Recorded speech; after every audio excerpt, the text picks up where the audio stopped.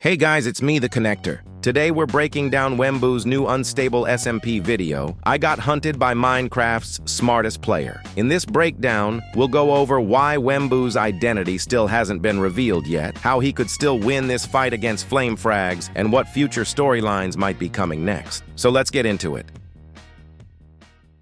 The video starts with Parrot and Theo chasing down Wembu. In previous episodes, Parrot was hired to uncover the Invisible Knight's true identity, the one Wembu has been hiding. The chase goes on for a while until Wembu says something that gives us new insight into how the unstable SMP actually works. But because if I kill anyone, it'll say my name in chat, completely exposing my identity. However, Parrot and Theo were willing to follow me all the way to this random mountain. And on the unstable SMP, you can only see death messages within loaded chunks, meaning that if I lure them to a remote enough location, I can ban them without anyone knowing. But this small moment is really important because it reveals that death messages only show up within a limited range, which explains why the chat isn't constantly filled with them. Keep that detail in mind.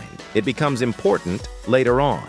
After the fight, Wembu's resources are low and he used all his ender chests in the fight, so he starts searching for one to restock. While exploring, he finds the stronghold base that he found with Wemmbu in it, but avoids going to any popular place since Parrot and the Law are on the lookout for him. He eventually finds an ender chest and begins restocking, but then Parrot appears on the other side of the stronghold. Parrot gives Wembu an ultimatum: either drink milk and reveal his identity, or Parrot won't stop hunting him even if it kills them both. But Wembu doesn't care. He's in his narcissistic arc, fueled by power, destruction, and confidence. He decides to fight instead. The fight escalates until Parrot lures him into a trap similar to the one that caught Mr. Cube. Wembu manages to escape, but his resources are drained even further, meaning he'll need to restock soon if he wants to stay ahead. As Wembu flees, Theo catches up, and they fight again inside Bat HQ. Wembu starts winning the battle until Theo keeps restocking. Wembu knew there was an Ender Pearl cannon, so if he needed to leave, he could.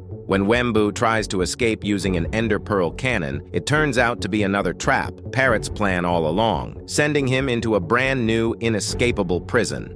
Parrot's planning and manipulation are starting to mirror Wifies, but his motivation is different. Wifies acted to protect a friend by imprisoning Parrot in a new world. Parrot is acting to protect the server itself, viewing Wembu as a tyrant that must be stopped at all costs. Eventually, Parrot reveals the grand twist. He's been working with FlameFrags the entire time. When Wembu tries to escape using wind charges, it backfires badly. The explosion triggers redstone and kills a dog, revealing Wembu's name in chat. It also makes lava flow from the ceiling, soon encasing them all in lava except the center platform. Realizing what happened, Wembu gets mad and kills 2 more dogs, thinking he's been exposed. But here's the key point. Remember that earlier reveal about death messages only being visible in a limited range? Bat HQ is far from any main area, meaning only Parrot and FlameFrags likely saw those messages.